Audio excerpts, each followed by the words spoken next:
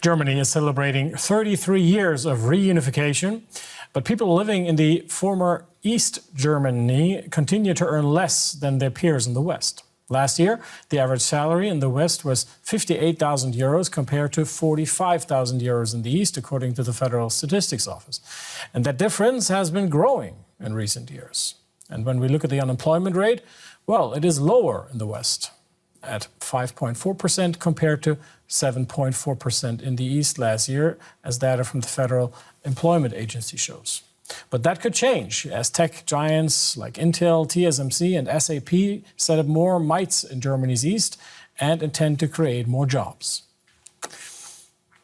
Now, workers needed to fill these vacancies are not always found in Germany. In fact, the country needs skilled laborers from abroad as Germany's population is shrinking. At the same time, right-wing populist parties see immigration as a threat, a sentiment particularly persistent in the east of the country. Let's take a closer look at how Germany is trying to attract workers from abroad and what might be hindering these attempts with Ryan Gropp. He is the president of the Halle Institute for Economic Research. Welcome to DW. How much migration does the German labor market, does Germany need? A lot. If you look at the numbers, the projections for the German labor market, then about 1% of the labor force, so around about 400,000 people, will net depart the labor market.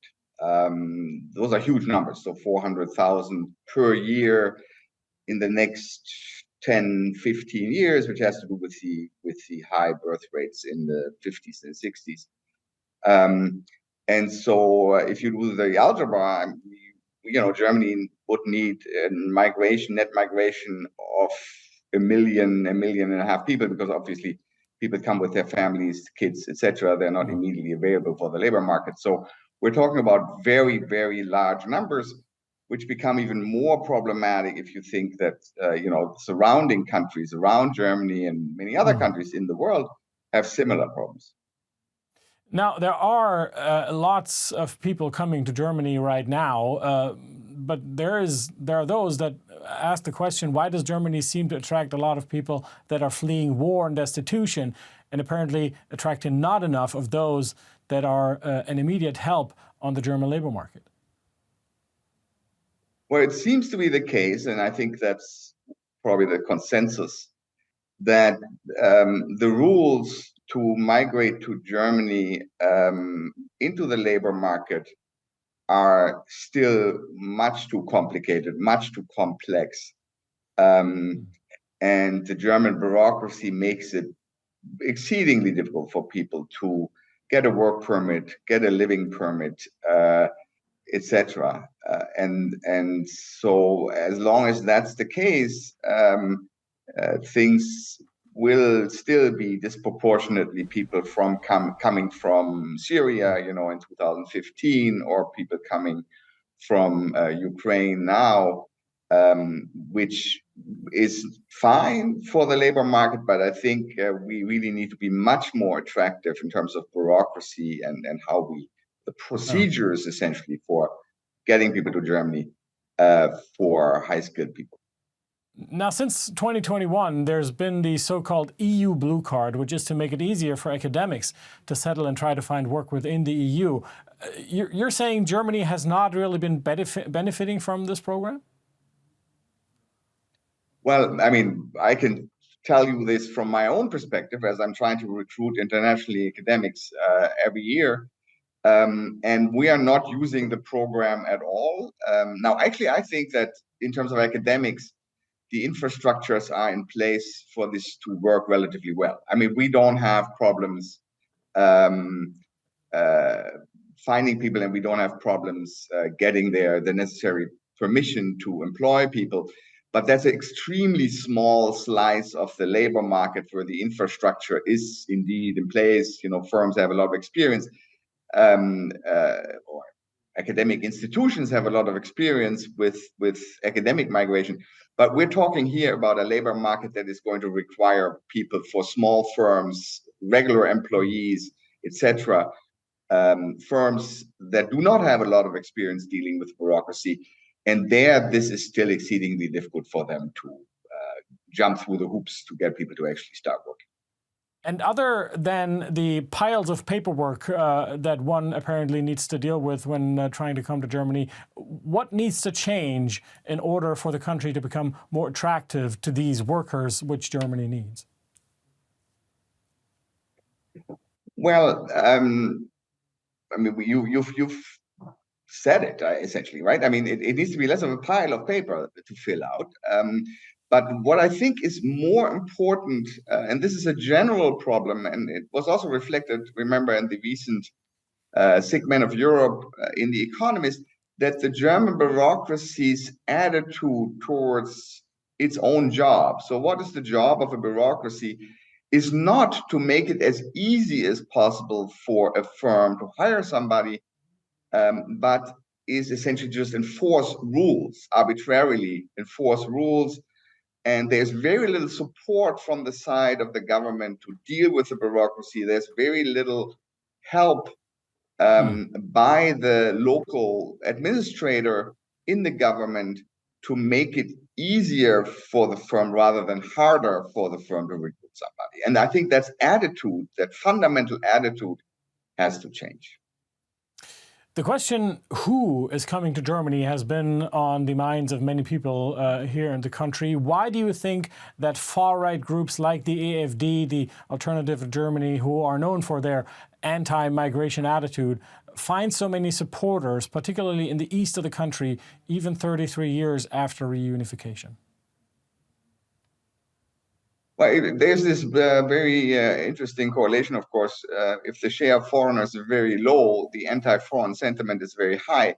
So the higher the actual foreigners or immigrants, the higher the share is, the more favorable the environment. In East Germany, there's just simply historically much fewer foreigners.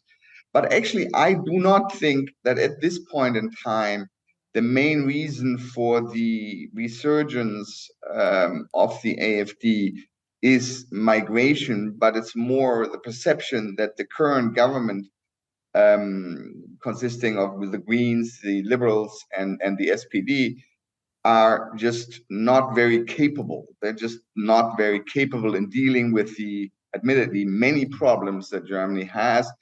And I think it's a general anti-current government vote more than an anti-migration. And of course, there is the fear among people that migrants could take away jobs. I mean, that's one of the arguments that many are voicing, be it true or not. If we look at the economic situation in the east of Germany, as I said, it's been 33 years since reunification.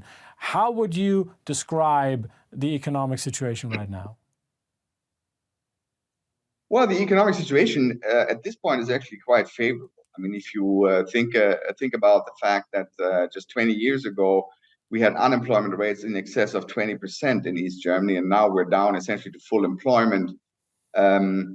Then the problem is not that migrants will take away jobs from Germans, but the problem is how to get enough migrants to actually fill the positions that firms are desperately trying to fill. And this sort of gets at the core of the irrationality of the vote for the AfD, because on the one hand, they're saying, oh, they're taking away our jobs. And on the other hand, they're saying they're just migrating for the social services, the social security, the benefits they're getting. Now, that doesn't really, it's not consistent. So it's an irrational vote, an irrational feeling that even though my own situation is good, the country is really going down the drain, and that I think is indeed largely the fault of the federal government at the moment, and not so much a local issue in East Germany or in other states. Where do you feel that the economy in the east of Germany still has catching up to do? Well, the problem is still that in countries like Germany, but this is true for all industrialized countries, the new high-paying jobs are not necessarily in manufacturing, but rather in services in the broad sense, IT, software development, artificial intelligence, things like that. And these types of jobs are just much less prevalent in East Germany compared to the West, which in part has to do with this sort of subsidy policy of the past 30 years, which very much focused on subsidizing industrial plants that produce something. And we see this now in the Intel discussion again, that's the focus rather than sort of focusing on creating the right environment for high-skilled people in the services sectors, in the urban areas, to come to East Germany and stay here. Rein Gropp, President of the Halle Institute for Economic Research, thank you for your time. Thank you very much.